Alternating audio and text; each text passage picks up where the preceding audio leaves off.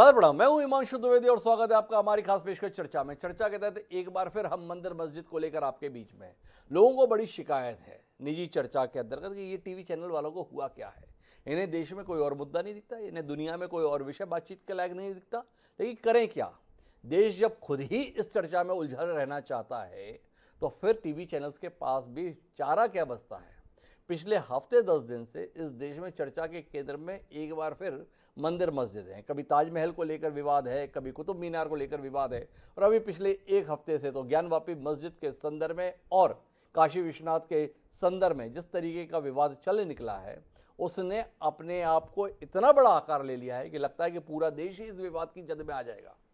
ज्ञानवापी मस्जिद के संदर्भ में सर्वे की रिपोर्ट आधिकारिक रूप से क्या आई, कोर्ट उसे किस रूप में संज्ञान में लेता है, आने वाले समय के लिए क्या दिशा निर्देश अदालत के अलग अलग स्तर पर जारी होते हैं, ये तो बात की बात है। अभी केवल सर्वे होने मात्र से ही पूरे देश से आवाज़ें आना शुरू हो गई हैं। अलग अलग जगह से बताया जा रहा है कि हमारे यहाँ पर भी जो ये मस्जिद है, इस मस्जिद को भी खोदा जाए, इस मस्जिद का भी सर्वे कराया जाए, और ये दावा किया जा रहा है कि इसके नीचे मंदिर है, इसके दाएं मंदिर है, इसके पीछे मंदिर है। कुल मिलाकर मंदिर और मस्जिद के फेर में 3 दशक के बाद फिर देश जाता हुआ दिखाई दे रहा है। सवाल इस बात का उठता है कि आखिर इस विवाद से हासिल क्या करने वाले हैं। इस देश ने 15 अगस्त 1947 को धर्मनिरपेक्ष स्वरूप को अंगीकार किया था, जिसके तहत यह आश्वासन इस देश में रहने वालों को दिया गया था कि यहाँ पर हर व्यक्ति को अपने धर्म के संदर्भ में विश्वास करने की, पूजा उपासना की स्वतंत्रता होगी। बदलती परिस्थितियों के साथ वो स्वरूप कुछ बदलता सा दिख रहा है। तो ऐसे में यह सवाल उठता है कि क्या हम अपनी भूल सुधार के संदर्भ में आगे बढ़ चले हैं, और अगर बढ़ चले हैं तो देश का नेतृत्व इस संदर्भ में एक स्पष्ट दृष्टिकोण क्यों नहीं सामने रखता है। यहाँ पर जिस प्रकार के विवाद हो रहे हैं उसमें आरोप ये है कि देश में वर्तमान में जिस पार्टी की सत्ता है वह इन चीज़ों को हवा दे रही है, लेकिन आधिकारिक रूप से भारतीय जनता पार्टी या उसके प्रमुख नेता के द्वारा कोई ऐसी बात कही गई हो ये दिखाई नहीं देता। हद तो यह है कि जिस बनारस को लेकर पूरा विवाद चल निकला है उस बनारस का संसद में प्रतिनिधित्व देश के सम्मानीय प्रधानमंत्री नरेंद्र मोदी जी करते हैं, और उन्होंने अभी तक इस मसले को लेकर अपना कोई नज़रिया, अपना कोई दृष्टिकोण, अपना कोई मंतव्य सामने नहीं रखा है। सब लोग अपने अपने स्तर पर आकलन करने में, दावे करने में जुटे हैं। तो आज हम इसी मसले पर बात करेंगे। हमारा जानने का विषय जो है वो विषय के तौर पर ही जाहिर है हमारा विषय है कि इतिहास की खुदाई या भविष्य की लड़ाई। तो कुल मिलाकर इस खुदा के चक्कर में, इस खुदाई के चक्कर में जो कुछ हम कर रहे हैं वो भविष्य में एक बड़ी लड़ाई की ओर तो हमें नहीं ले जा रहा है, ये समझने की जरूरत है। वो लड़ाई दोनों रूप में देखी जा सकती है। क्या हम इस देश के धर्मनिरपेक्ष स्वरूप को बदलकर हिंदू राष्ट्र की अवधारणा पर अमल करने जा रहे हैं, उसकी लड़ाई के लिए हम आगे बढ़ चलें, या हम इस देश को गृह युद्ध की ओर धकेल रहे हैं, जिसके अंतर्गत हिंदू मुसलमानों के बीच में ये फैसला करना अब लाजिमी हो गया है कि आखिर इस देश में रहेगा तो कौन रहेगा। तो इसी पर हम बात करेंगे। 4 खास मेहमान हमारे साथ इस चर्चा का हिस्सा बनने के लिए मौजूद हैं, उनसे आपका परिचय कराएं और इस संवेदनशील मसले पर राजनीतिक पूर्वाग्रहों से ऊपर उठकर यथार्थपरक बात करने की कुछ कोशिश करें। उससे पहले समय है आज के विचार सूत्र का। हमारा आज का विचार सूत्र धर्म के संदर्भ में। हमारा सूत्र ये कहता है कि धर्मश्चा धर्म रूपो अस्ति तच्च गेयम विपश्चिता, अर्थात राजन किसी समय धर्म ही अधर्म रूप हो जाता है और कहीं अधर्म रूप दिखने वाला कर्म ही धर्म रूप बन जाता है। इसलिए विद्वान पुरुष को धर्म और अधर्म का रहस्य अच्छी तरह समझ लेना चाहिए। वेदव्यास जी के द्वारा जो ये कहा गया था, ये विद्वानों के संदर्भ में आग्रह है कि वह धर्म की अपने मनमाने अनुसार व्याख्या करने की चेष्टा न करें, बल्कि समय काल परिस्थिति के अनुसार एक संयम का, एक विद्वता का परिचय दें। क्या वह संयम और विद्वता का परिचय इस समय देश के राजनीतिक दे रहे हैं, इसके संदर्भ में हम विचार करें और इसकी रोशनी में अपनी चर्चा को आगे बढ़ाते हैं, जिसका हिस्सा बनने के लिए हमारे साथ कांग्रेस के मुखर नेता सैफ खान जी जुड़े हुए हैं। हमारे साथ में देश के वरिष्ठ पत्रकार प्रेम कुमार जी भी जुड़ चुके हैं। कुछ और मेहमान भी जब मेरे साथ जुड़ेंगे तो उनसे आपका परिचय कराएंगे। पर चर्चा शुरू करें उससे पहले 2 भारतीय जनता पार्टी के कद्दावर नेताओं के बयान इस कार्यक्रम में साझा करते हैं। एक भारतीय जनता पार्टी के राष्ट्रीय महासचिव हैं कैलाश विजयवर्गीय जी, और दूसरी है मध्य प्रदेश की सरकार में संस्कृति मंत्री का दायित्व निभा रहे उषा ठाकुर जी। वह इन मसलों को लेकर कुछ कह रहे हैं सार्वजनिक रूप पर। हमें सुनना चाहिए और उसके बाद में सैफ खान जी के पास चलना चाहिए, इस नज़रिए की रोशनी में वो क्या सोचते हैं। एक बार सुनते हैं क्या कह रहे हैं कैलाश जी, क्या कह रही हैं उषा जी। देखिए, ऐसा है कि हमें इतिहास के पन्नों को सुधारना पड़ेगा। इतिहास में जिस तरीके से भारतीय सभ्यता संस्कृति को दबाया गया है वो अब अपने आप निखर रही है मोदी जी के आने के बाद। लोगों को पता लगा आज ज्ञानवापी मस्जिद के अंदर वो सारे दस्तावेज मिले हैं जो शिव मंदिर में होना चाहिए। तो मुगलों ने आकर यही किया था, सिर्फ हमारे आत्मसम्मान को ठेस पहुंचाने के लिए हमारी श्रद्धा के केंद्रों पर हमला किया था, और ये उसका जीता जागता उदाहरण है। इसलिए मैं समझता हूँ कि खुद लोगों को बोल देना चाहिए कि हाँ, इतिहास में यह मंदिर था, जिनका मंदिर है उन्हें मंदिर मिलना चाहिए। बच्चों में धार्मिक संस्कार दृढ़ता से, कट्टरता से देना, ये माता बहनों की और परिवारजनों की जिम्मेदारी। और संस्कारों की कट्टरता सीखना हो तो मुसलमानों को अपना आदर्श बनाओ। 5 बार नमाज पढ़ने कोई बुलाता है उनको? बार बार निमंत्रण जाता है रोज कि आओ भैया? नहीं, तय हो गया, जो समय तय है उस पर टोपी धरेंगे। उनका छोटा बच्चा हो, बड़ा बच्चा हो, व्यापारी हो, अधिकारी हो, दुनिया के सब काम छोड़ेंगे और जाके नमाज पढ़ेंगे। और आप और हम, गांव में मंदिर बनाने का तो हमको शौक है, पर आरती में जाने का कोई शौक नहीं। तो ये हमारे साथ में उषा ठाकुर जी थी, ये कैलाश विजयवर्गीय जी थे। कैलाश विजयवर्गीय जी ने कहा कि जहाँ जहाँ चिन्ह पाए जा रहे हैं मुसलमानों को चाहिए कि वह सौंप दें हिंदुओं को। अब ये मसला केवल एक बाबरी मस्जिद के संदर्भ में नहीं है, ये मसला कोई एक ज्ञानवापी मस्जिद के संदर्भ में भी नहीं है, और ये मसला केवल मथुरा के संदर्भ में कृष्ण जन्मभूमि का भी नहीं है। अगर तथ्यों के आधार पर बात करें तो 1990 में एक किताब आई थी जिसके लेखक थे सीताराम गोयल जी। उस किताब का नाम था Hindu temple what happen to them. 2 खंडों में प्रकाशित हुई। कई लेखक इसके साथ में जुड़े थे सहयोगी के तौर पे। उसमें अरुण शौरी थे, हर्ष नारायण थे, जय दुभाषी थे और राम स्वरूप जी थे। इन्होंने पूरे देश से तकरीबन 1800 मस्जिदों को चिन्हित किया था और ये बताया था कि ये इनका जो अस्तित्व है ये मंदिर की कब्र पर है। मंदिरों को तोड़कर या मंदिरों के अवशेष के ऊपर या मंदिरों के अवशेष से निर्माण किया गया, मस्जिद के रूप में या किसी अन्य स्थान के रूप में। तो इस रोशनी में हम अपनी चर्चा को आगे बढ़ाते हैं, जिसका हिस्सा बनने के लिए हमारे साथ भारतीय जनता पार्टी के वरिष्ठ नेता और पूर्व मंत्री बृजमोहन अग्रवाल जी भी जुड़ गए हैं। लेकिन चर्चा की शुरुआत हम सैफ खान जी से करते हैं और सैफ खान जी से समझने की कोशिश करते हैं। विचार आ रहा है जहाँ जहाँ पर भी हिंदुओं की धार्मिक भावनाएं प्रतीकों के रूप में, चिन्ह के रूप में, साक्ष्य के रूप में, इतिहास के तौर पर पाई जा रही हैं, वो वापस की जाए। सैफ खान जी, आपकी उदारता दांव पर है, कितना उदार होने के लिए तैयार है? देखिए, सबसे पहले ये जो बात आपने रखी है कि आज या स्थापना अब जो है जरूरी है, या मुझे लगता है जो अब ये खतरा दिखाया जा रहा है अब इस सरकार के बावजूद के जो है हिंदू खतरे में है, इसकी वजह से ये सब एसेट्स जो है ये वापस उनको मिलने चाहिए।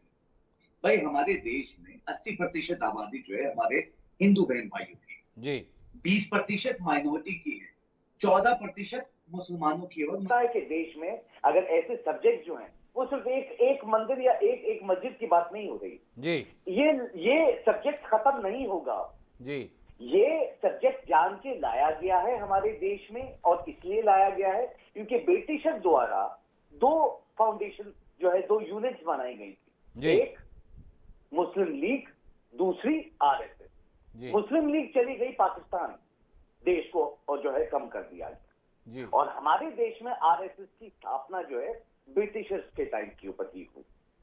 मैं इनसे आज जो हम हिंदू मुस्लिम के ऊपर विवाद देखते हैं, कभी बुर्के पे देखते हैं, कभी मदरसों का फंड रोक दिया जाता है उसके ऊपर देखते हैं, और यही नहीं, सिर्फ मुस्लिम्स की ही नहीं बात कर रहा हूँ, मैं माइनॉरिटी की बात कर रहा हूँ, क्योंकि खुद गवर्नमेंट का विभाग माइनॉरिटी कमीशन ये कहता है, इतनी सारी मल्टीपल रिपोर्ट्स के बाद जो है आज तक भारतीय जनता पार्टी के किसी भी प्रतिनिधि के ऊपर जो है कोई भी एक्शन नहीं उठाया गया। खुद माइनॉरिटी कमीशन ने बोला है। आज देश की आज चाहे पीयू की रिपोर्ट आप उठा के देख लीजिए जी, आप एसएचआई इंडेक्स उठा के देख लीजिए जो 10 में से 8.9 रैंक पे इस वक्त हमारा देश यानी भारत है। 4th in terms of religion restriction है। एनसीआरबी की रिपोर्ट में 41% बढ़ गया है। हर जगह जो है ये विवाद कम्युनल वॉइस से जो है आग लगाई गई है और लगाई जा रही है धर्म के नाम पे, चश्मा पहनाया जा रहा है और फिर घूम फिर के जो है वो इसलिए किया जा रहा है क्योंकि आरएसएस से जो ये शाखाएं निकली नहीं। मैं तो भारतीय जनता पार्टी के भी मंत्री जी साथ में मैं उनसे जानना चाहूंगा कि जिन जिन जिन नेताओं को वो फॉलो करते हैं उनका सामने नाम लेके आए ना, बोले गॉड से जिंदाबाद जो है, महात्मा गांधी जी के कातिल, बोले गुरु गोलवालकर जो थे, जी बंच ऑफ थॉट्स, उनकी जो किताब है वो पूरी देशवासियों को पढ़नी चाहिए, जिसमें झंडा, देश का झंडा मानते नहीं थे, बोले वीर सावरकर का नाम लेके बोले जय वीर सावरकर, जय गुरु गोलवालकर जो है, जो देश में झंडा मानते नहीं थे और ब्रिटिशर्स के साथ में थे। जी मगर क्या है कि जब तक ऐसी राजनीतिक पार्टियों को एक मुद्दा यानी धर्म के रिलेटेड वो नहीं लेके आया, मैं आपको याद दिलाना चाहता हूं, खुद अयोध्या में बहुत सारे जो मंदिर हैं उसको डिमोलिश करने के ऑर्डर्स खुद स्टेट सरकार ने निकाले।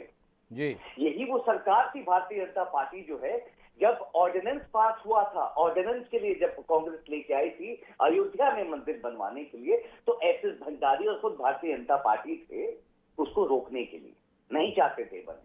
जी अभी तक आप मुझे बता दीजिए देश में कौन से ऐसे मंदिर के निर्माण जो है भारतीय जनता पार्टी ने कराए। सवाल है, लेकिन मैं थोड़ा सैफ खान जी विषय पर रहना चाहता हूं। जो इस समय देश में माहौल बन रहा है वो माहौल ये बन रहा है कि जहां जहां पर भी ये संभावना है कि ये मस्जिद जो अस्तित्व में आई उसकी बुनियाद में कोई मंदिर दफन है, उस मंदिर को वापस निकालना होगा। आपसे जानना ये चाहता हूं कि आपने ये बताया कि अंग्रेज़ों ने दो संगठन तैयार किए थे, एक मुस्लिम लीग और दूसरा आरएसएस। क्या आप बता रहे हैं कि मुस्लिम लीग अपने लक्ष्य, अपने उद्देश्य को प्राप्त करने में सफल हो गई? उसने एक इस्लामिक राष्ट्र अस्तित्व में ला दिया और वहाँ पे वह कायम है, पर आरएसएस एक नाकाम संगठन साबित हुआ जो हिंदुस्तान को हिंदू राष्ट्र नहीं बना पाया। क्या आपकी बातचीत के मायने इस रूप में समझें कि आप आरएसएस को एक नाकाम संगठन के तौर पर देखते हैं और आपका ये नाकामी के संदर्भ में उल्हाना बाध्य कर रहा है इस दिशा में आगे बढ़ने के लिए ब्रजमोहन जी जैसे लोगों को कि साबित करके दिखाएं कि हम नाकाम नहीं हैं जो आप बता रहे हैं? एक दूसरा आपसे जानना चाहता हूं कि वसीम रिजवी हुआ करते थे मुस्लिम शिया बोर्ड के अध्यक्ष उत्तर प्रदेश के, 2018 में उन्होंने कहा था ऐसे जितने विवादित हैं मुस्लिम समाज को अपनी उदारता के साथ में ये स्थान हिंदुओं को दे देने चाहिए ताकि झगड़ा ना हो। आप उनकी इस उदारता के संदर्भ में क्या नजरिया रखते हैं? दो सवाल हैं, फिर मैं ब्रजमोहन जी के पास चलूंगा। जी सैफ खान जी। जी देखिए, सबसे पहले तो आपने जहां पे अभी धार्मिक की बातें शुरू की, मैंने आपको ये देखिए पीछे में से लेके गया आपको जो है, और जो आप एक सक्सेसफुल ऑर्गेनाइजेशन, 55 देशों में ऑफिस हैं आरएसएस के जी, 55 देशों में साहब, एक देश में नहीं जी। आज भारतीय जनता पार्टी तो एक पॉलिटिकल विंग है आरएसएस का जी, जो 55 साल तक हमारे देश से झंडा नहीं लगाते थे। सबसे बड़े दोगले लोग जो है वो तो यही है जी।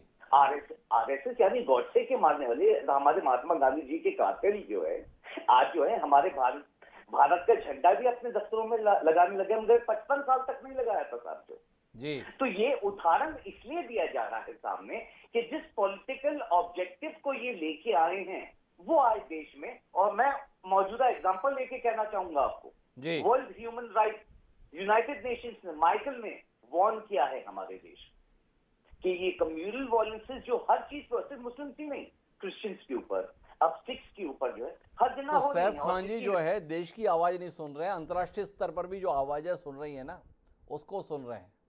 मेरे साथ में ब्रजमोहन अग्रवाल जी हैं। ब्रजमोहन जी से जानना चाहता हूँ, ये आवाज़ें उनके कान में भी जा रही हैं कि दुनिया क्या बोल रही है, देश में क्या चर्चाएं हो रही हैं? लोग जानना चाह रहे हैं कि वास्तविक मुद्दों से आपका ध्यान है नहीं या उसमें सफलताएं आपको मिल नहीं रही, तो आप एक बार फिर देश को मंदिर मस्जिद में उलझा देना चाहते हैं और इसके माध्यम से अपने आप को सत्ता में बनाए रखने के लिए कुछ भी कर झुकने के लिए प्रयत्नशील हैं। बहुत नाराज है ब्रजमोहन जी, आज आपका बयान भी आज आया हुआ है, सलमान खुर्शीद का हवाला देकर आप बड़े मुखर हो रहे हैं। क्या हो गया जो ब्रजमोहन जी को अचानक इतना गुस्सा आया हुआ है? देखिए हिमांशु जी, किसी भी देश की पहचान उसकी संस्कृति से होती है जी, किसी भी देश की पहचान उसके इतिहास से होती है जी, किसी भी देश की पहचान वहां के आस्था के केंद्रों से होती है जी। परंतु हमारे देश के इतिहास को, हमारे देश की संस्कृति को अगर आक्रांताओं ने मिटाने की कोशिश की, आज भी हम कहते हैं, आज भी हमारे देश में हमारे ही लोग आतंकवादी बनते हैं, नक्सलवादी बनते हैं, अपने ही सेनाओं को मारते हैं, अपने ही पुलिस के अधिकारियों को मानते हैं। उसका सबसे बड़ा कारण है कि जो मुगलों ने और अंग्रेजों ने हमारे गौरवशाली इतिहास को समाप्त किया और समाप्त करने के कारण लोगों के मन में जो देश के प्रति समर्पण की भावना पैदा होनी चाहिए वो पैदा नहीं हुआ जी। और जो द्विराष्ट्र के सिद्धांत के ऊपर पाकिस्तान बना दिया गया, एक तरफ हिंदुस्तान बना दिया गया, और उसके बाद भी भारत में आज जो आतंकवादी गतिविधियां चलती है, जो आपराधिक गतिविधियां चलती है, उनको करने वाले लोग कौन हैं? और आज की जरूरत यह है कि अगर देश को एक रखना है तो देश की आस्थाओं को सुरक्षित करना पड़ेगा, देश की संस्कृति को सुरक्षित रखना पड़ेगा, देश का जो गौरवशाली इतिहास है वो पूरे देश को बताना पड़ेगा। आज तक जो अंग्रेजों ने इतिहास हमको पढ़ाया, जो मुगलों ने हमको इतिहास पढ़ाया, वही हमारी टेक्स्ट बुकों में, वही हमारी किताबों में, वही हमारे बच्चों को, और देश के गौरवशाली इतिहास को पुनर्जीवित करने की कोशिश, देश के लोगों में स्वाभिमान की भावना जागृत करने की कोशिश, देश की संस्कृति को फिर से नए परिवेश में और पुनर्जीवित करने की जो कोशिश है, उससे कुछ लोगों के पेट में दर्द हो रहा है, कुछ लोगों को तकलीफ हो रही है।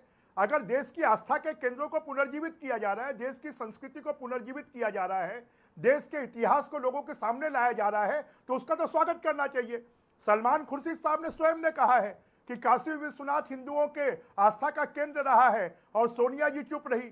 अभी ज्ञानव्यापी के मामले में मैं तो नहीं बोल रहा हूं, बीजेपी तो नहीं बोल रही है, वहां पर तो सर्वे की टीम जाकर कोर्ट के आदेश पर वो जिन बातों को बता रही है उसको झुठलाने की कोशिश की जा रही है। कांग्रेस पार्टी को अपना रवैया इसमें सामने लाना चाहिए कि कांग्रेस की क्या सोच है, देश का जो इतिहास है वो सामने आना चाहिए कि नहीं, देश की संस्कृति जो है जिसको नष्ट करने की कोशिश की गई वो पुनर्जीवित होना चाहिए कि नहीं, देश के जो आस्था के केंद्र हैं, जो देश के पुनर्जागरण के केंद्र हैं, जनजागरण के केंद्र हैं, देश के एकात्मकता के केंद्र हैं, उन केंद्रों को फिर से रिवाइव होना चाहिए कि नहीं। कांग्रेस को अपनी नीति इसके बारे में बताना चाहिए। बड़े तो इसके महत्वपूर्ण बारे में सवाल है ब्रजमोहन जी, थोड़ा मैं आपसे समझना चाहता हूं, आपने जो मुद्दे उठाए हैं, ये जो देश की गौरवशाली इतिहास का उन्नयन होना चाहिए कि नहीं, पुनर्स्थापित होना चाहिए कि नहीं।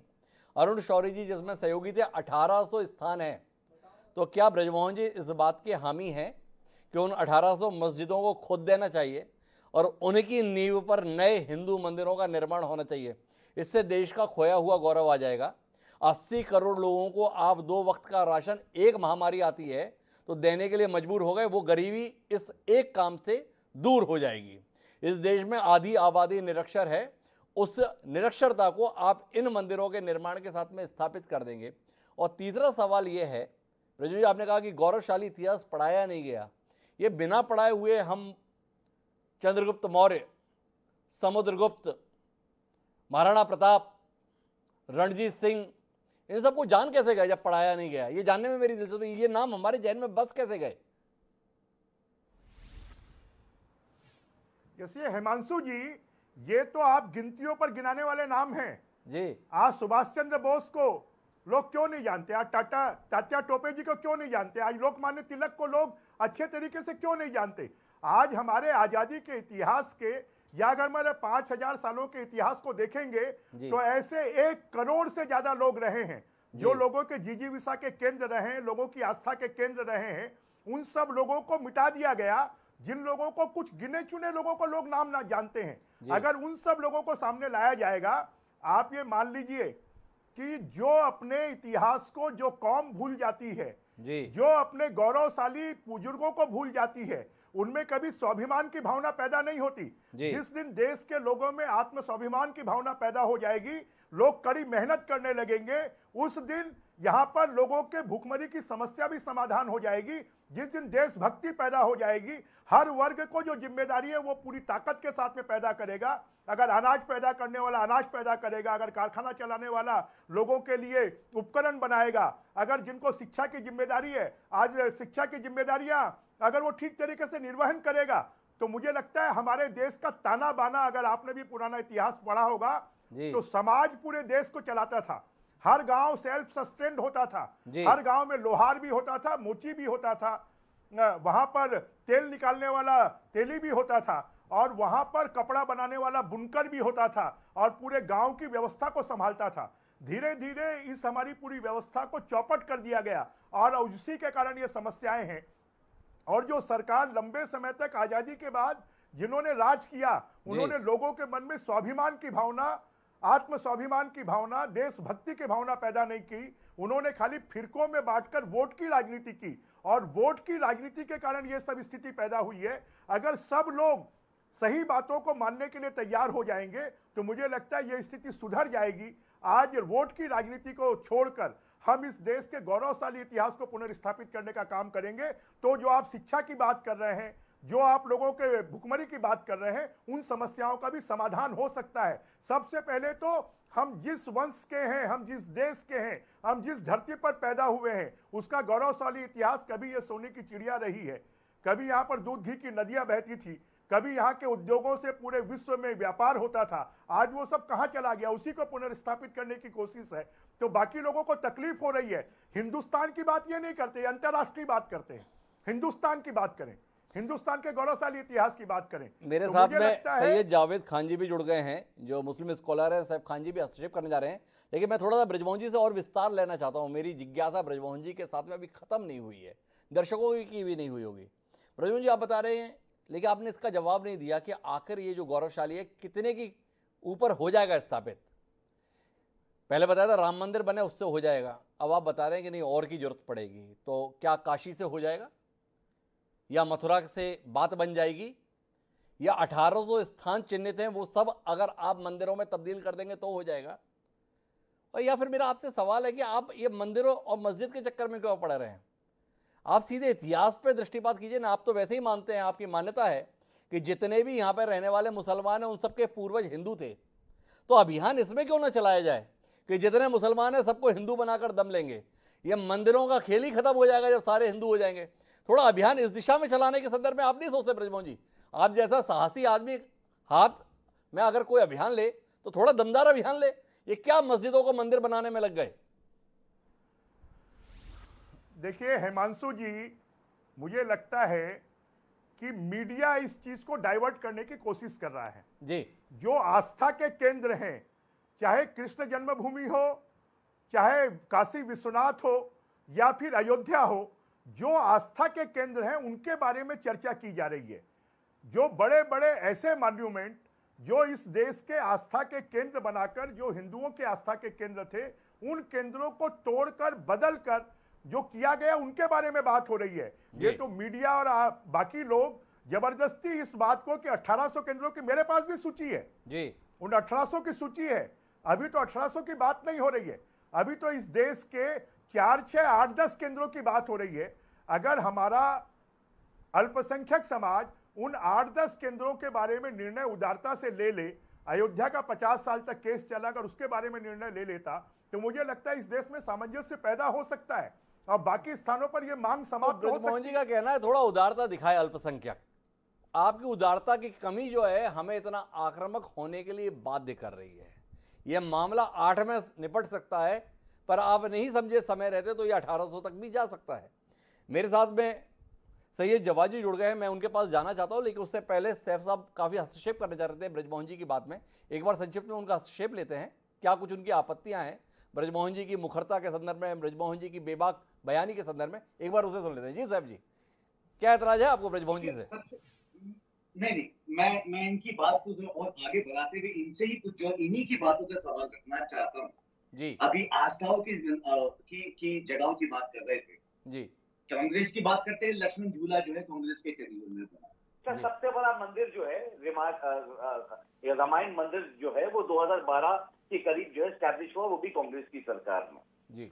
135 फीट की मूर्ति जो है आंध्र प्रदेश में भगवान हनुमान जी की स्टैब्लिश की जाती है कांग्रेस के टेन्योर में जी।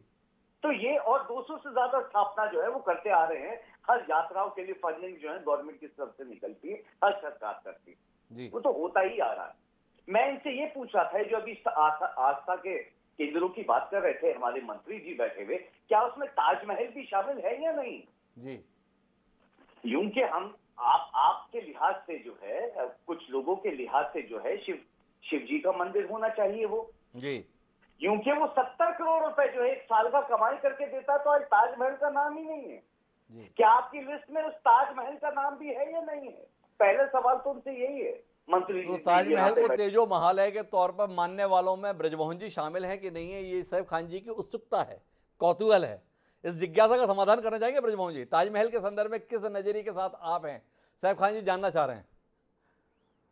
देखिए देखिए हिमांशु जी, जी सैफ खान जी और हम सब लोगों को इस देश के न्याय व्यवस्था के ऊपर में, इस देश के आर्कियोलॉजिस्ट के ऊपर में विश्वास करना चाहिए। जी। अगर कोई न्यायालय में जाकर उसकी जांच की मांग कर रहा है, उसके तहखाने की खुदाई की बात कर रहा है, तो वो हम करवा लें। जी। और वो करवाने में जो सच है वो सामने आ जाएगा, और जो सामने आएगा उसके आधार पर कार्रवाई हो। तो कुल मिला के हर ब्रजमोहन चीज़ जी न्याय संगत व्यवस्था के तहत निराकरण चाहते हैं। संदेह है, वो ये नहीं कह रहे तेजो महालय है। सैफ खान जी बात को समझिए, उन्होंने ये कतई नहीं कहा कि भाई मैं इसे जो है मकबरा नहीं मानता, और उन्होंने ये भी नहीं कहा कि मैं इसे एक मंदिर मानता हूं, लेकिन इतना जरूर चाहता हूं कि अदालत से सर्टिफाइड हो जाए, ऐसा ब्रजमोहन जी का मानना है। लेकिन मेरे पास इस चर्चा का हिस्सा बनने के लिए सैयद जवाद जी हैं, और जवाद जी आपसे जानना चाहता हूं इस पूरे मसले को आप किस रूप में देख रहे हैं? वाकई देश अपने खोए हुए गौरव को हासिल करने के लिए जाग उठा है? देश की जनता को यह एहसास हो गया हम क्या थे और अभी क्या हो रखे हैं, और इन कोशिशों के तहत एक एक चीज़ को चिन्हित किया जा रहा है और उसको वापस उस स्वरूप में लाने के लिए प्रयास है जिसके आधार पर देश एक बार फिर सोने की चिड़िया बन सके। तो ऐसे प्रयासों में आप लोग हम कदम बनेंगे, सहयोगी बनेंगे, या अवरोध डालेंगे? ये सवाल है। क्या कहते हैं जवाद जी? पहले अपनी बात जो है ना बता देता हूँ। हम हमेशा से भारत के साथ थे, हैं, और इंशाल्लाह मरते दम तक इसी मिट्टी में मिलकर जाएंगे और भारत के साथ ही रहेंगे। इसमें तो कोई संदेह वाली बात ही नहीं। दूसरी चीज, मैं इस मौजू के ऊपर आता हूँ जिस मौजू के ऊपर बहस हो रही है। देखिए, अभी जो ये पूरा प्रकरण चल रहा है, इसके अंदर मुझे 3 चीजें साफ नजर आ रही है। जी। पहला जो है, इसको जो है इतिहास के तौर पर देखा जा रहा है, और इतिहास के ऊपर ही जो है इन्होंने प्रश्नवाचक चिन्ह जो है वो लगा रखा है कि इतिहास सही है। इनके अकॉर्डिंग इतिहास जहां पे इनको लगता है सही है वो ले लेते हैं, और जहां इनको लगता है कि इतिहास नहीं है तो वामपंथियों ने लिख दिया, कांग्रेसियों ने लिख दिया, इन्होंने लिख दिया, उन्होंने लिख दिया। पहला इसका जो मौजू जुड़ा हुआ है वो इतिहास से जुड़ा हुआ है। दूसरा इसका जो मौजू जुड़ा हुआ है, इसका पक्ष जुड़ा हुआ है, वो जुड़ा हुआ है आपका जो है उसका थोड़ी कानूनी प्रक्रिया से जी, कि इसमें कानूनी प्रक्रिया रहेगी। तीसरा जो इसका जुड़ा हुआ है, जो असली मौजू मुझको लगता है जो असल है, वो पर्दे से पीछे से भारतीय जनता पार्टी की और आरएसएस की राजनीति से जुड़ा हुआ है। वो क्यों है हिमांशु जी, इसको गौर से समझिएगा। देखिए, राम मंदिर बन गया, और राम मंदिर बनने के बाद बहुत सुकून से बन गया, और यहाँ के तमाम भारतवासियों ने, एक सुप्रीम कोर्ट ने फैसला दिया और उसको यहाँ के लोगों ने एक्सेप्ट कर लिया। अब राम मंदिर के आगे, क्योंकि इन्होंने इतने साल सियासत जो है वो राम मंदिर के इर्द गिर्द ही घुमाई है जी, और वो मंदिर के इर्द गिर्द घूमती रही, और उसी के नाम पे वोट भी मिले और सत्ता भी मिली जी, और जिसका ये सुख भोज रहे हैं। आगे का नक्शा क्या? देखिए, मैं साफ कह रहा हूं और कई टीवी चैनल पे कह चुका हूं, ये पूरी 2024 की तैयारी कर रहे हैं भारतीय जनता पार्टी के लोग। इसके पीछे पर्दे का खेल जो है वो यही है कि 2024 में जनता को बताने के लिए नहीं है, क्योंकि जो जनता के असली मुद्दे हैं, बेरोजगारी कहां पर है, महंगाई कहां पर है, उसके बाद आप देखिए महंगाई आज नहीं तो दिन ब दिन बढ़ती चली जा रही है। आज फिर सिलेंडर के दाम बढ़ा दिए। उसके बाद शिक्षा व्यवस्था कैसी है, उसके बाद आप देखिए स्वास्थ्य व्यवस्थाएं कैसी हैं। गांवों के अंदर आप जाके देख लीजिए, पूरे के गांव जो है आजकल बेरोजगारी की कगार पे खड़े हुए। इन सारे मूलभूत मुद्दों पे बात करने के लिए भारतीय जनता पार्टी के पास कुछ नहीं है, और वो चुनाव में नहीं लड़ सकते। किसानों के अंदर भी नाराजगी वो हम देख रहे हैं। आने वाले समय में भारतीय जनता पार्टी के लिए 2024 में चुनाव जो है वो बहुत मुश्किल दौर से मैं गुजरेंगे। सही जवाब इसीलिए आपकी बात से इत्तेफाक रखते हुए सवाल करना चाहता हूं, जब आप जैसा कुशाग्र आदमी इस बात को बड़ी आसानी से समझ पा रहा है कि ये सब कुछ नहीं है, ये सब 2024 की तैयारी है, तो फिर आपका समाज उस तैयारी में इतना मददगार बन के भूमिका क्यों निभा रहा है? मतलब इनकी तरफ से 2 बयान आते हैं, 5 बयान आपके यहाँ से शुरू हो जाते हैं। ओवैसी साहब चिल्ला रहे हैं कयामत तक बनी रहेगी मस्जिद। अब ओवैसी साहब जब ऐसा बोलते हैं तो उसके साथ ही आप भाजपा के जिस तथाकथित एजेंडे की बात कर रहे हैं, ब्रजमोहन जी को जिस कटघरे में खड़ा करने की चेष्टा कर रहे हैं, तो ऐसा लगता है उसमें सबसे बड़े मददगार तो आपके ही लोग हो जा रहे हैं। क्या आप नहीं मानते कि आपके लोगों का गैर जिम्मेदाराना रवैया इस मसले में भाजपा की या संघ की मदद कर रहा है? देखिए, मैं आप इतने बड़े वरिष्ठ पत्रकार हैं और मुझे बड़ी खुशी होती है कि आप बहुत निष्पक्ष तरीके से जो है अपनी पत्रकारिता को और बड़े ही खूबसूरत अंदाज में जो आपकी अल्फाजों की अदायगी है साहब, मैं उस चीज का कायल भी हूँ। जी देखिए क्या है, मैं कई बार भी इस चीज को कहता हूँ, असदुद्दीन ओवैसी साहब या AIMIM जी एक लौती मुसलमानों की पार्टी या एक अकेले मुसलमानों के लीडर हिंदुस्तान में नहीं है। जी तमाम दीगर पार्टी के अंदर अब उनको क्या है कि भारतीय जनता पार्टी उनको ही टारगेट करती है, क्योंकि भारतीय जनता पार्टी को बड़ा सूट करता है कि इधर से वो और इधर से ये। जी तमाम बड़े बड़े दीगर लीडर जो हैं वो भारतीय जनता पार्टी में भी अच्छे अच्छे मुसलमान लीडर हैं, जी चाहे वो शाहनवाज हुसैन साहब हों, मुख्तार अब्बास नकवी साहब हों, नजमा हिप्तुल्लाह बिरी, तमाम ये पॉलिटिकल चीजें हमें समझ में आती हैं जी और हम इसको बहुत गौर से देखते भी। कांग्रेस में भी बहुत अच्छे अच्छे लीडर रहे, समाजवादी पार्टी में भी रहे, तमाम दीगर पार्टियों में, देश की पार्टियों में ये रहे। ये मौजू ही बिल्कुल अलग है। अब मैं आता हूँ देखिए इसकी गहराई के ऊपर। वो बराहत इंदौरी साहब का एक शेर है, वो आपने सुना होगा शायद, कि जी अंदर का जहर चूम लिया, धुल जी के आ गए, और जी जितने शरीफ लोग थे सब खुल के आ गए। जी देखिए पहले अभी क्या कहा था भारतीय जनता पार्टी के माननीय पूर्व मंत्री जी ने कि भारतीय जनता पार्टी का इससे कोई लेना देना नहीं। मैं इनसे सिर्फ 2-4 सवाल करूंगा वन ऑन वन, अगर इसका ये जवाब दे दें तो जी बड़ी खूबसूरत होगा। मैं पहला कोशिश करूंगा सवाल मेरा ब्रजमोहन जी, ये है वैसे माननीय, जवाब देने में पीछे रहते नहीं हैं, मिल जाएंगे आपको, मैं भरोसा देता हूं आपको।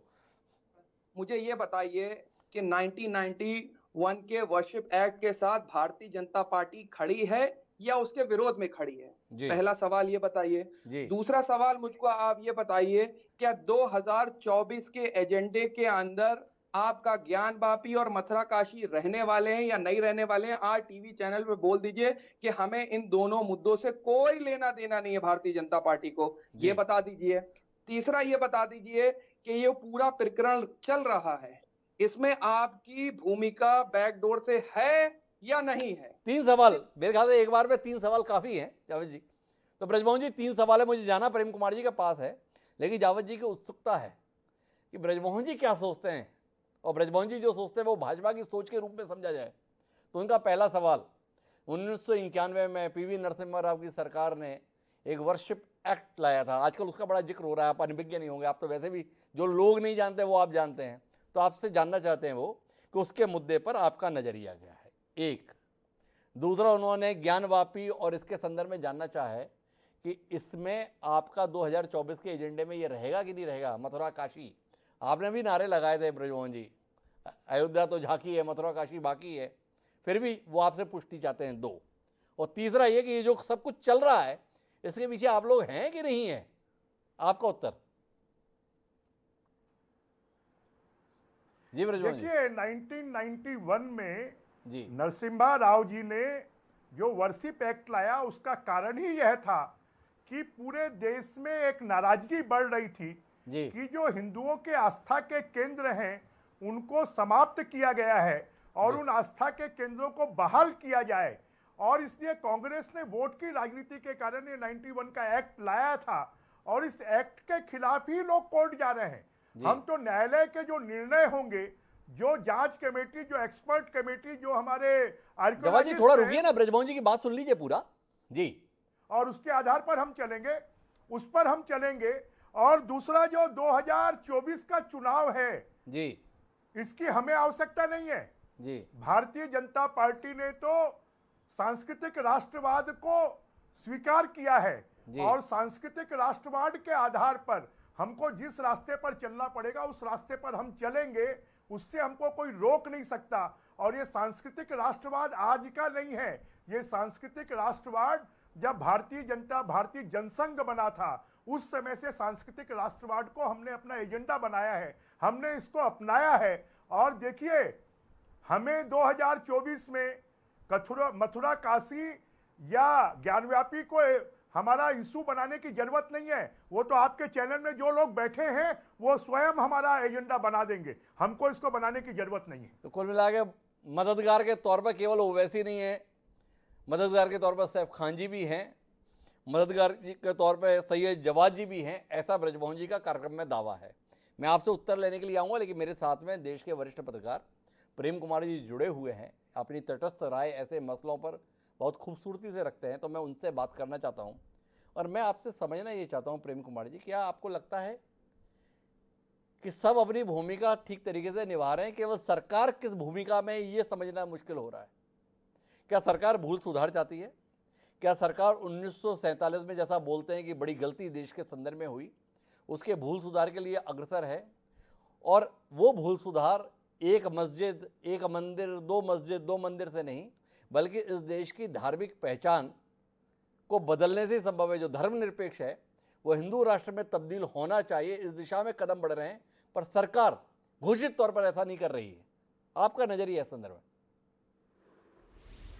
हिमांशु जी, इस पूरे विवाद जो अभी चल रहा है जी, उसमें सरकार प्रत्यक्ष रूप से तो शामिल दिखती नहीं है और कोई भी सरकार ऐसे मामलों में प्रत्यक्ष रूप से शामिल रहती भी नहीं।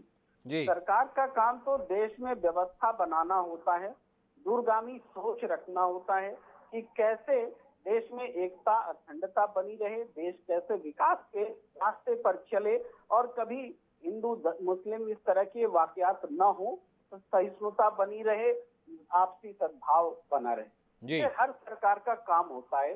सरकार इसी मकसद के साथ संभवतः 1991 में जो एक्ट आया था, जो उपासना स्थल का एक्ट, कि 1947 के बाद जो न तो मंदिर को मस्जिद में, न तो मस्जिद को मंदिर में बदला जा सकेगा, मैं बोलचाल की भाषा में बोल रहा हूँ, ये वही भावना रही। लेकिन आज भारतीय जनता पार्टी भी, जो कभी अयोध्या आंदोलन कर चुकी, उन्होंने वो डायरेक्ट काशी मथुरा के मुद्दे पर खुलकर जुड़कर सामने नहीं आ रही है कि हम इस मुद्दे को उठाना चाहते, क्योंकि उनका एक कमिटमेंट भी रहा है पहले से कि बस इतना ही हमें अयोध्या चाहिए था उसी पर। आज भी बीजेपी ऐसे किसी भी मुहिम में डायरेक्ट पार्टी के तौर पर शामिल नहीं है। लेकिन बृजमोहन अग्रवाल जी को मैं सुन रहा था, ये 8-10 जगहों पर बदलाव की आकांक्षा रखते हैं इसके बावजूद, लेकिन बीजेपी का ये घोषित नहीं है कि हम ये आकांक्षा रखते हैं। ये बृजमोहन जी का है जो हमने आज सुना। प्रेम जी, मैं बीच में रोकना चाहता हूं आपके इस आकलन के संदर्भ में। जब विश्व हिंदू परिषद के द्वारा राम मंदिर का संकल्प लिया गया था, तब भी तुरंत भारतीय जनता पार्टी उसका हिस्सा नहीं बनी थी उस अभियान का। जब एक वातावरण का निर्माण विश्व हिंदू परिषद के द्वारा पूरे देश में कर लिया गया था, उसके बाद भारतीय जनता पार्टी खुलकर अपने एजेंडे में राम मंदिर निर्माण को लेकर आई थी, राष्ट्रीय अस्मिता का प्रश्न बनाकर। ब्रजमोहन जी भी अभी जो हमारे साथ कार्यक्रम में बोल रहे हैं कि हम ये मंदिर मस्जिद वाले मसले में नहीं, हम तो सांस्कृतिक राष्ट्रवाद के लिए ही समर्पित है।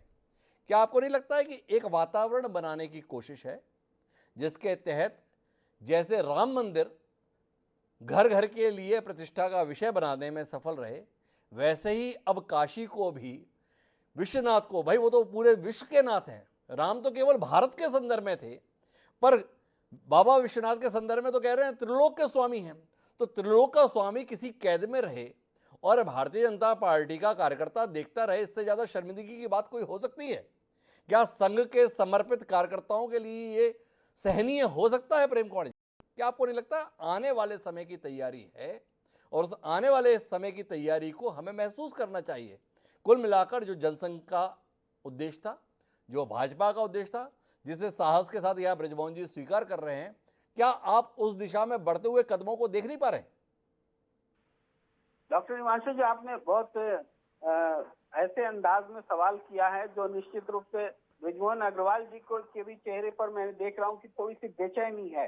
तो ये प्रश्न बेचैन करने वाला है भारतीय जनता पार्टी को कि उनके कार्यकर्ता सुषुप्तावस्था में दिख रहे हैं। लेकिन यकीन मानिए, जितने भी अदालत में प्रकरण उठाए जा रहे हैं या लोग इस मुद्दे को उठा रहे हैं, उन सब का परिचय प्राप्त कर लीजिए। सब किसी न किसी भाजपा के अनुषंगी संस्थाओं से जुड़े हुए लोग हैं।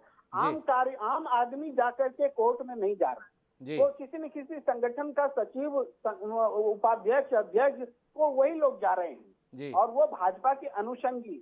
हाँ, मदद कैसे कर रहे हैं? जैसे बृजमोहन अग्रवाल जी ने कहा कि सांस्कृतिक राष्ट्रवाद के ये पैरोकार हैं और अपनी अतीत को गौरवशाली अतीत को पुनर्जीवित करना चाहते हैं।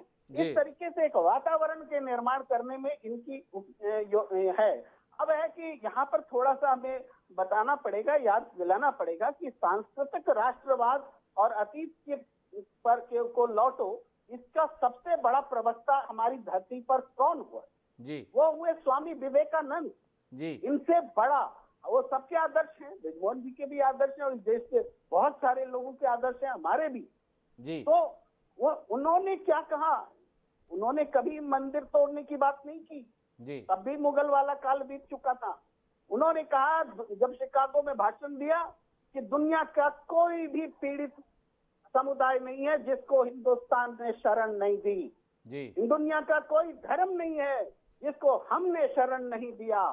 ये है हमारा सांस्कृतिक जो अतीत है, राष्ट्रवाद है, वो जी। उसकी बुनियाद ये है। तो उससे इतर अगर मंदिर की रक्षा करना बहुत जरूरी है, मंदिर निर्माण भी जरूरी है, लेकिन श्री राम कभी नहीं चाहेंगे कि अन्याय के रास्ते से श्री राम की मंदिर का निर्माण हो, या कोई भी ईश्वर के जो हमारे अवतार हैं, भगवान नहीं चाहेंगे कि अन्याय के तरीके से चीजें स्थापित हों, क्योंकि जैसे ही इस रास्ते में हम बढ़ते हैं, भगवान अच्छा जो है प्रेम कुमार जी एक बात बताइए, मतलब ये उदारता के संदर्भ में ये बात ठीक है, ब्रजमोहन जी से आपकी शिकायत भी ठीक है, पर लोग करें क्या? अब अगर मस्जिद का सर्वे हो और ये दावा हो कि बाबा वहाँ विराजित है, तो उसके बाद हिंदू करे क्या? देखता रहे कि वहाँ वजू होता रहे? संकट है ना, तो समाधान तो खोजना पड़ेगा, और समाधान सैफ खान जी को भी खोजना पड़ेगा और सैयद जवाद जी को भी खोजना पड़ेगा। क्या कहते हैं? देखिए, मैं ये कह रहा हूँ कि ये जो मुद्दा है जी कि हम कब तक और कहां तक जी इसको खोजते रहें। जी जैसे कि 1800 की सूची आपके पास भी है। जी हम अतीत में कोई कुछ गलती हुई, आक्रांता आए, उन्होंने जुल्म किया, वो हम इतिहास पढ़ते हैं, जी लेकिन हम आक्रांता नहीं है आज की तारीख। जी हमारी बीजेपी की सरकार आक्रांता नहीं है, या लोकतंत्र में हम जो सरकार चुनते हैं, अतीत में हमने चुना या भविष्य में चुनेंगे, वो आक्रांता नहीं है। वो भी वैसा ही व्यवहार नहीं करेंगे कि उन चीजों को तोड़ करके फिर से बनाएंगे, फिर हम में और उनमें फर्क क्या रह गया? ये सवाल प्रेम कुमार जी ने उठाया, जिसका उत्तर लेने के लिए मुझे ब्रजमोहन जी के पास जाना पड़ेगा। ब्रजमोहन जी, क्या उस न्यायिक व्यवस्था पे पहुंचे? हाथ के बदले हाथ, कान के बदले कान, नाक के बदले नाक और सिर के बदले सिर। तो तुमने हमारे मंदिर तोड़े थे, हिसाब तो चुकाना होगा, उधारी लेकर नहीं जा सकते, इस दुनिया से जाएंगे, इसलिए हम तुम्हारी मस्जिद अब नहीं रहने देंगे। क्या इस रास्ते पे जाकर समाधान निकलेगा? ये इससे इतर आप जैसा बुद्धिजीवी हमारे साथ में है, वो कोई और समाधान लेकर है। एक सवाल तो ये, और दूसरा जानना ये चाहता हूं, आप सब हमको बताते हैं कि देश को लंबे अरसे के बाद एक ऐसा नेतृत्व मिला है जिसके पास में हर विषय के संदर्भ में एक स्पष्ट दृष्टिकोण है, दृष्टि है, दिशा है। इतना नाजुक मसला चल रहा है ज्ञानवापी के संदर्भ में, देश के प्रधानमंत्री के तौर पर तो छोड़िए, वहाँ तो उस क्षेत्र के जिम्मेदार सांसद भी हैं, सब अपनी अपनी बात बोल ले रहे हैं, पर हमने अभी तक सुना नहीं कि उस क्षेत्र के सांसद माननीय नरेंद्र मोदी जी ने कुछ कहा। आप तो पार्टी के बहुत वरिष्ठ नेता हैं, क्या आप तक कोई आवाज़ पहुँचेगी? क्या नज़रिया है, क्या दृष्टिकोण है, क्या दिशा है, ताकि देश, चूँकि आज की तारीख में सबसे ज़्यादा सुनता किसकी है? उन्हीं की सुनता है। क्या आपको नहीं लगता है कि ऐसे नाजुक मसले पर उनकी आवाज़ देश के बीच में आनी चाहिए? देखिए हिमांशु जी, भारत ये वसुधैव कुटुंबकम का जी कि पूरे विश्व को एक परिवार मानने वाला देश है, ये यहाँ की संस्कृति है जी। हमने तो कभी आक्रांताओं के ऊपर भी हमले नहीं किए हैं जी, आक्रांताओं को भी हमने शरण दी है। और आज भी हम पाकिस्तान अलग बनने के बाद द्विराष्ट्र द्विधर्म के आधार पर जब बंट गया, उसके बाद भी भारत ने सबके साथ में बराबरी का व्यवहार किया। आज भारत में अलग अलग धर्म के मानने वाले लोगों के लिए अलग अलग कानून बने, ये सिर्फ भारत ही है, विश्व का कोई दूसरा देश नहीं है। दूसरे देश में सबके लिए समान नागरिक संहिता होती है, परंतु भारत में नहीं है। आज के समय पर इस प्रकार की बात तो मीडिया वाले करते हैं, इस देश में ऐसा कभी नहीं हो सकता। मैं माफी के साथ ब्रजमोहन जी आपको बीच में रोक रहा हूं। जो आप इस भारत की विशेषता बता रहे हैं, जो भारत की उपलब्धि बता रहे हैं, पर आप तो इसके खिलाफत के साथ में ही पल के बड़े हुए हैं ब्रजमोहन जी। समान नागरिक संहिता भाजपा के एजेंडे का अभिन्न हिस्सा रहा है। जो अलग अलग धर्मों के लिए अलग अलग कानून आप इस देश की विशेषता के तौर पर बता रहे हैं, आप तो इसके सबसे बड़े विरोधी रहे हैं। आपके तो संकल्प में है। अब जो तीसरा काम आपको कर दिखाना है, आपने धारा 370 की समाप्ति कर दी, राम मंदिर का निर्माण कर दिया। जो एक काम आपका कहा हुआ बाकी है वो केवल समान नागरिक संहिता है, तो वह तो आप करने जा रहे हैं। इसीलिए तो इस संदर्भ में आपसे इतने सवाल हैं, तो इस पर कोई दृष्टि दीजिए ना। इसे आप अपने खाते में कैसे शामिल कर लेंगे? ये तो आप शिकायत की शक्ल में बोलते थे, इस कार्यक्रम में अचानक आप इसे पक्ष में बोलने लगे। हिमांशु जी शिकायत की शक्ल में नहीं, ये जो भारत की विशेषता है। और आज यहाँ पर ये सब होने के बाद भी दूसरे धर्म के लोग यहाँ पर पाकिस्तान से ज्यादा, अरब कंट्रीज से ज्यादा, बाकी देशों से ज्यादा अगर सुविधाजनक तरीके से हैं तो हिंदुस्तान में हैं। उनके लिए जितनी सुविधाएं यहाँ के बहुसंख्यक को है उतनी उनको भी सुविधाएं हैं। उसके बाद आप इस प्रकार की चर्चा करते हैं।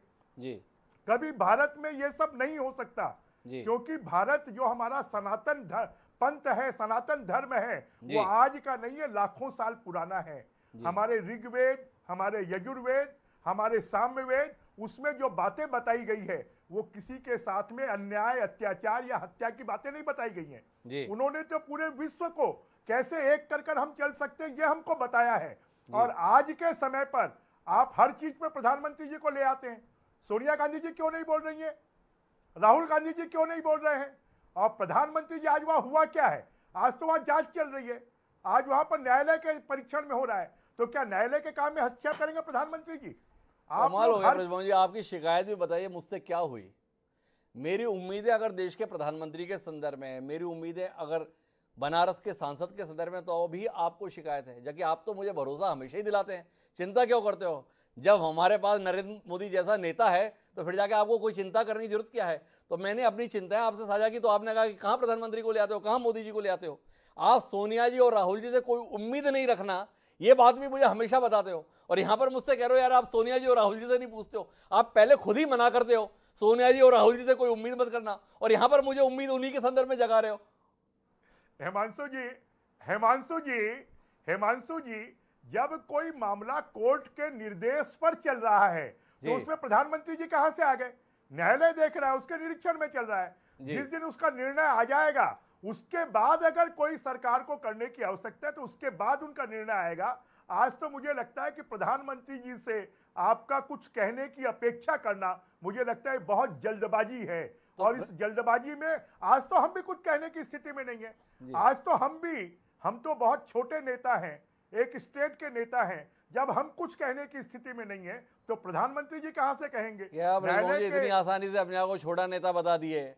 दिल्ली में प्रचार के लिए आप जाएं, झारखंड में प्रचार के लिए आप जाएं, राजनाथ सिंह जी की कॉन्स्टिट्यूंसी का कामकाज आप संभालें, और हमें यह बताएं हम छोटे से नेता हैं और हम मान लेंगे। पर आपसे सवाल यह है कि चलिए इस मामले में कोई कुछ ना बोले, पर ये जो लगातार आवेदन आ रहे हैं, एप्लीकेशन आ रही हैं, इस मस्जिद की भी खुदाई करवाओ, इस मस्जिद का भी सर्वे करवाओ, इस मंदिर के संदर्भ में भी पड़ताल कराओ। जब आप जैसा बुद्धिजीवी ये कह रहा है भैया कि अदालत की कार्रवाई चल रही है, चलने दो, तो ये जो मांगे आ रही है इसके संदर्भ में आप जैसा सुशिक्षित जन नेता कुछ तो कहेगा जिससे लोगों को दिशा मिल सके। ऐसी एप्लीकेशन और आनी चाहिए या अभी इस पर कुछ संयम रखना चाहिए? नहीं हिमांशु जी, निश्चित रूप से इसके ऊपर में संयम रखना चाहिए जी। और जो हमारे इस देश के आस्था के केंद्र कुछ गिने चुने स्थान हैं जिनसे पूरे देश के लोगों की आस्था है, ऐसे केंद्रों के बारे में बात है। और मुझे लगता है कि अभी तक ना केंद्र की सरकार ने ना किसी राज्य सरकार ने ऐसे किसी स्थान पर खुदाई के लिए आग्रह किया है। जो भी कुछ अभी तक हुआ है वो न्यायालयों के निर्णय पर हुआ है, और हमारे देश की न्याय व्यवस्था पर हमको विश्वास रखना चाहिए कि वो जो भी निर्णय देगी वो देश हित में देगी, वो समाज के हित में देगी, वो इस देश के सहिष्णुता के हित में देगी, वो इस देश के भाईचारे के हित में देगी। और इसलिए न्यायालयों पर विश्वास रखना चाहिए। आप ये प्रश्न तब उठा सकते थे जब कोई सरकारें इस बात पर कोई निर्णय देती कि हाँ यहाँ की खुदाई होगी, वहां की खुदाई होगी। अयोध्या के मामले में तो पिछले 500 सालों से जी इस देश का बहुसंख्यक समाज मांग करता रहा, परंतु उसके बाद भी न्यायालय के निर्णय के बाद ही वहां प्रभु राम भगवान के मंदिर के निर्माण की शुरुआत हुई है। और इसलिए मुझे लगता है कि आपको भी और बाकी हमारे भाई जान लोगों को भी इतने विचलित होने की जरूरत नहीं है। इस देश में आप भी उतने ही बड़े सम्मान के साथ रहेंगे जितने सम्मान के साथ हम रहते हैं। सबको बराबरी का अधिकार है, सबको बराबरी का सम्मान है। बस बात यह है कि इस देश की आस्था, इस देश की संस्कृति और इस देश के गौरवशाली इतिहास के ऊपर में हम सबको, पूरे 130 करोड़ देशवासियों को विश्वास करना चाहिए। अगर उसको कोई विश्वास नहीं करता है तो वो इस देश के साथ में विश्वासघात होगा। तो ब्रजमोहन जी बजरंग दल की भाषा नहीं बोल रहे, भाजपा होने के नाते भाजपा कार्यकर्ता की भाषा बोल रहे हैं। उनका कहना है 1800 के चक्कर में नहीं पड़ना है, 8000 के चक्कर में भी नहीं पड़ना है, 8-10 का मामला है। अगर उसके संदर्भ में आप लोग थोड़ा उदारता का परिचय दो तो मामला अभी भी संभल सकता है। मेरे साथ में सैफ खान जी भी बोलना चाह रहे हैं और सैयद जवाद भी ये बोलना चाह रहे हैं। सैयद जवाद जी थोड़े देर से जुड़े थे, मैं पहले सैयद जवाद जी के पास जाता हूँ, फिर सैफ खान साहब आपके पास आऊँगा। जी जवाद जी, आप कोई हस्तक्षेप करना चाह रहे हैं? माननीय पूर्व मंत्री जी की बात को सुना जी। और उन बातों को सुन करके मुझे थोड़ी सी हैरानी भी हुई। जी। वो ये बार बार आस्था की बात करे जा रहे हैं, आस्था की बात करे जा रहे हैं, आस्था की बात। शायद वो भूल गए कि जब वो संवैधानिक पद पर बैठे हुए थे तो उन्होंने आस्था की बुनियाद पे शपथ नहीं ली होगी, और मुझे पूरा यकीन है कि उन्होंने ईश्वर को साक्षी मान के संविधान की शपथ ली होगी। जी। और देश जो है ना सर, वो संविधान से चलेगा, आस्था की बुनियाद पे नहीं चलेगा। अगर हम आस्था की बुनियाद पे चलाएंगे तो साहब 33 करोड़ देवी देवताओं को मानने वाले लोग जो है, हर किसी के अंदर किसी ना किसी की अपनी आस्था होगी, और हर कोई जो है एक पिटीशन लेकर के हाई कोर्ट, सिविल कोर्ट और सुप्रीम कोर्ट पहुंचा खड़ा हुआ नजर आएगा अगर हम आस्था की बुनियाद पे चलेंगे। और आस्था सिर्फ जो है एक मेजोटेरियन पॉलिटिक्स के ऊपर नहीं चलेगी। यहाँ पे बौद्ध को भी मानने वाले लोग हैं, बौद्ध के भी बहुत से मंदिर तोड़े गए। वो मैं उस हिस्ट्री में नहीं जाने वाला हूँ, क्योंकि सर थोड़ा बहुत मैं भी पढ़ करके आता हूँ और पढ़ करके जो समझ पाया उसी की बुनियाद पे सर आपको बता रहा हूँ। रीजन क्या है, जब अगर आप आस्था की बुनियाद पे देश लेकर के चलेंगे तो देश को आप जो है गर्क के अंदर डाल देंगे। क्योंकि हिंदुस्तान जो है सर, आप इस चीज को समझिएगा, खाली एक भारत जो है वो कश्मीर से लेकर के कन्याकुमारी तक जो है वो खाली जमीन नहीं है। इसमें 556 रियासतों को जोड़ करके, मिला करके, जिसमें तमाम भाषाओं को मानने वाले, मेरा एक सवाल है विनम्रता के साथ बीच में, ये तमाम रियासतों को जोड़कर, ये तमाम लोगों को अलग अलग तरीके से शामिल करके तो पाकिस्तान भी बना था। वो एक इस्लामिक राष्ट्र बन भी गया, चल भी जा रहा है। तो आप भारत को इतना क्यों डरा दोगे? भारत नहीं बन सकता। इसी से का एक हिस्सा एक इस्लामिक राष्ट्र में तब्दील हो गया, वो चल गया। और भारत के संदर्भ में अगर कुछ लोग इस राय के साथ में है कि वो हिंदू राष्ट्र बने, तो आपको लगता है ये नहीं हो सकता? थोड़ा जाति नहीं है? नहीं सर, जाति की बात इसलिए, देखिए हमारे जो समझदार लोग थे जी, जो पंडित जवाहरलाल नेहरू थे जी, उसके बाद आपके भीमराव अंबेडकर साहब थे जी, उसके बाद आपके जो है तमाम ऐसे दीगर लीडरान थे। अब मैं लंबी लिस्ट लेकर के बैठूं तो आपको बताओ भी, वो हमसे और आपसे ज्यादा दानिश्वर लोग थे सर जी। वो उस जमाने के वो स्कॉलर थे, उस जमाने में के वो बैरिस्टर थे, जब उस जमाने में खाली लोग हाई स्कूल और 9th भी नहीं पास हो पाते थे और सरकारी नौकरियां मिल जाती थी। उस जमाने के वो लोग बैरिस्टर थे। तो उनको और हमको और आपसे ज्यादा दुनिया मालूम थी। उनकी सोच, उनकी आइडियोलॉजी, आप अगर पाकिस्तान को देखेंगे, उस बेकार मुल्क को देखेंगे, उसकी हालत देखिए क्या है सर। धर्म के आधार पर, कट्टरता के आधार पर जहां कहीं पर भी देश चल रहे हैं, उनकी हालत देख लीजिए 47 के बाद जो आजाद हुए। तो जवाद खान साहब एक यथार्थपरक बात कह रहे हैं कि अगर आप धार्मिक कट्टरता के तहत बढ़ते हैं तो आप किस बदहाली को हासिल करते हैं, अगर जानना है तो वो पाकिस्तान की हालत से जान लीजिए। क्या आप उस स्थिति में पहुंचना चाहते हैं? सही जवाब जी मुझे ये भी बता रहे हैं कि जो पंडित जवाहरलाल नेहरू थे, जो भीमराव अंबेडकर थे, वो मुझसे ज़्यादा जानकार थे। मुझे तो इस विषय में कोई गफलत नहीं है, मैं तो मानता ही हूँ, मैं तो उनके पैरों की धूल के बराबर भी नहीं हूँ। लेकिन इस समय देश में जिनकी हुकूमत है वो अंबेडकर जी पे तो कोई प्रहार नहीं करते हैं, पर बाकी सब लोगों के संदर्भ में यही मानते हैं जवाब जी, मानिएगा कि उन लोगों को कुछ ज़्यादा आता वाता नहीं था। इस देश की बर्बादी के लिए जो नाम आप गिना रहे थे उन लोगों को जिम्मेदार बताया जाता है। मेरे साथ में सैफ खान जी हैं, इसको विस्तार देने की कोशिश करता हूँ। कुल मिलाकर समाधान की ओर तो पहुँचना ही पड़ेगा सैफ खान साहब। दिशा कहाँ जा रही है वो आप भी महसूस कर पा रहे हैं। क्या आपको नहीं लगता है कि इस समय मुस्लिम समुदाय से जुड़े हुए लोगों को एक अतिरिक्त सजगता का, अतिरिक्त संवेदनशीलता का, अतिरिक्त सहृदयता का परिचय देने की जरूरत है, नहीं तो हालात वाकई बिगड़ेंगे।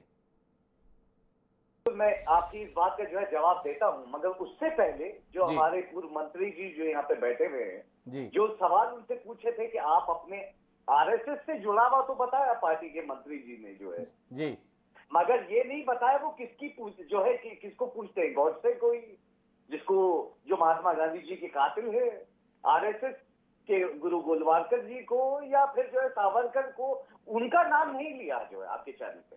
मैंने फिर पूछा ताजमहल के बारे में, क्या ताजमहल का आपने कुछ हुआ, ताजमहल पे भी कोई जवाब नहीं दिया। नहीं, उन्होंने जवाब दिया, माफ कीजिएगा सैफ खान जी, उन्होंने इस पर जवाब दिया कि अदालत के स्तर पर उसका परीक्षण करा लिया जाए।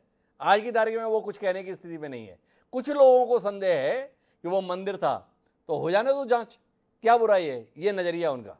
चाहिए इन्वेस्टिगेशन या नहीं, यार लगता है मुझे नहीं सुनाई दिया, शायद अभी पूर्व मंत्री जी उस पर और क्लियर बता देंगे हाँ या ना पे, क्योंकि शायद वो जवाब मेरे तक नहीं पहुंचा है। मैं इनकी आस्था के ऊपर जो है बड़ा हैरानगी होती है साहब, जो है मुझे कैसी आस्था है साहब, जो गणेश भगवान जी को प्लास्टिक सर्जरी का एग्जाम्पल बोलते हैं, और वो भी हमारे प्रधानमंत्री जी।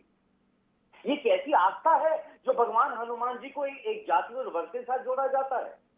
उत्तर प्रदेश के हमारे जो है सीएम योगी आदित्यनाथ जी, ब्रजमोहन जी को हस्तक्षेप पर जा रहे हैं, एक बार ब्रजमोहन जी की बात सुनते हैं। जी आप गणेश जी हनुमान जी, आप गणेश जी हनुमान जी के ऊपर में कमेंट्स मत करिए।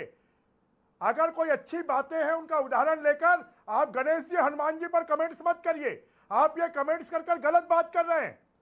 ये देश की आस्था के प्रतीक है गणेश जी हनुमान जी, आप ऐसी बात नहीं करेंगे। आप गणेश जी हनुमान जी के बारे में ऐसी बात नहीं करेंगे। आप जो बात कर रहे हैं वो गलत बात कर रहे हैं। ब्रजमोहन जी बहुत नाराज हैं कि सैफ खान जी ने ये वाला उदाहरण क्यों दे दिए, लेकिन महत्वपूर्ण इस समय गणेश जी क्या थे, हनुमान जी क्या थे, ये नहीं है। महत्वपूर्ण जो बात है वो ये है कि आखिर हम देश को ले जाना कहाँ चाहते हैं। कार्यक्रम का मेरा समय समाप्त हो रहा है। मैं आखिरी टिप्पणी के लिए प्रेम कुमार जी आपके पास आना चाहता हूँ और आपसे समझना चाहता हूँ, क्या आपको लग रहा है कि ये इतिहास की खुदाई हमें एक भविष्य में नई लड़ाई के लिए ले जा रही है?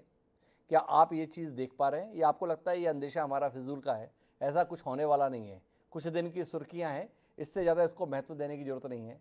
देश परिपक्व है, इन चीज़ों में प्रतिक्रिया नहीं देगा। पर मैं ये चिंता आपसे इसलिए साझा कर रहा हूँ कि आज पेट्रोल का दाम 120 रुपये हो गया, लोग सड़क पर नहीं उतरते। आज बता रहे हैं कि महंगाई सबसे ज़्यादा आंकड़ा पहुँच गया, इसके बावजूद भी विपक्षी दलों के आह्वान पर लोग सड़क पर नहीं उतरते। गैस सिलेंडर 1000 रुपये को पार कर गया, इसके बावजूद भी कोई चूड़ियाँ फोड़ने के लिए सड़क पर नहीं आ रहा है। बेरोजगारी की दृष्टि से कतार बहुत लंबी है, ये हम सबको बताने की कोशिश देश के अन्य राजनीतिक दलों के लोग करते हैं, पर इसके बावजूद भी आवाज़ें मुखर रूप से सुनाई नहीं देती हैं। लेकिन आपको सुनाई देता होगा जब से एक पक्ष ने यह दावा किया कि मस्जिद प्रांगण में बाबा मिल गए हैं, हर ओर से आवाज़ आ रही है, हर ओर से आवाज़ इस संदर्भ में रोज मुखर हो रही है। क्या कहते हैं आप? आखिरी टिप्पणी आपकी। निश्चित रूप से डॉक्टर हिमांशु जी, अभी बहुत गंभीरता के साथ ये योजना बना करके अचानक से ये स्थिति पैदा की गई है कि हर शहर में ये विवाद जो है, इस किस्म के विवाद पैदा हो, और ऐसा होने दिया जा रहा है। जी। देश के जिम्मेदार लोग जो समझते हैं कि पूरी देश की जनता पर उनकी पकड़ है, वो खामोशी से तमाशा देख रहे हैं। एक्चुअली वो तमाशा नहीं देख रहे हैं, वो वास्तव में उसको करने में वो शामिल है, होने देने में उनकी इच्छा है। तो ये जो है खतरनाक स्थिति की ओर हम बढ़ रहे हैं, और हिंदू और मुसलमान का जो फसाद है वो आने वाले समय में इस सोच के साथ और बढ़ेगा। और हमारी जो प्राथमिकताएं जो आपने गिनाई, जिसमें हम हंगर इंडेक्स में पीछे रहते हैं, बेरोजगारी में सबसे आगे रहते हैं, उसी तरीके से दूसरे पैमानों पर पिछड़ रहे हैं, उनसे हमारी चिंता को अलग करके एक ऐसी दिशा में हम बढ़ने जा रहे हैं जो निश्चित रूप से श्रीलंका बना देगा इस देश को। ये बहुत खतरनाक। प्रेम कुमार जी राहुल गांधी की टिप्पणी के साथ खड़े हो गए हैं, लेकिन हम अपने स्तर पर यह महसूस करते हैं इस पूरे मसले के संदर्भ में कि ये विषय काफ़ी संवेदनशील हो गया है। देश एक नाजुक मोड़ पर खड़ा हो गया है, जिसमें शायद देश को ये तय करना है कि 1947 में जिस राह पर चलना देश ने तय किया था वो राह सही थी या हमें नई राह पर चलना है। और ऐसे समय पे सरकार की ओर से एक स्पष्ट दृष्टि आना बेहद जरूरी हो गया है। ब्रजमोहन जी भले ही कहें कि हमें कानूनी तौर पर फैसलों का इंतजार करना चाहिए, लेकिन हुकूमतें कानूनी फैसलों का इंतजार नहीं करती, और कानूनी फैसले आ भी जाएं तो जनता की ज़रूरतों के आधार पर या अपनी सियासी ज़रूरतों के आधार पर उन फैसलों को बदल भी देती हैं, चाहे वो शाहबानों के संदर्भ में हो और चाहे वो अनुसूचित जाति जनजाति के संदर्भ में हो। उन फैसलों को बदलते हुए हमने प्रत्यक्ष देखा है।